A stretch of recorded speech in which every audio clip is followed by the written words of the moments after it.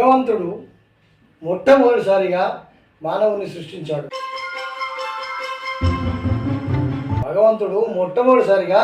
మానవుని సృష్టించాడు. హాయిగా నిద్రపోయాడు. ఇక తర్వాత భగవంతుడు వ్యవహారాన్ని సృష్టించాడు. అప్పుడు భగవంతుడు కూడా హాయిగా నిద్రపోయాడు, ఈ మానవుడు కూడా హాయిగా నిద్రపోయాడు. కానీ మూడోసారి భగవంతుడు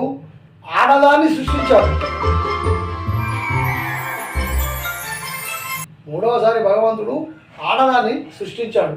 ఇక అప్పటి నుంచి భగవంతుడికి సుఖ నిద్ర లేదు, హాయిగా నిద్ర లేదు, ఈ మానవుడికి కూడా హాయిగా నిద్ర లేదు.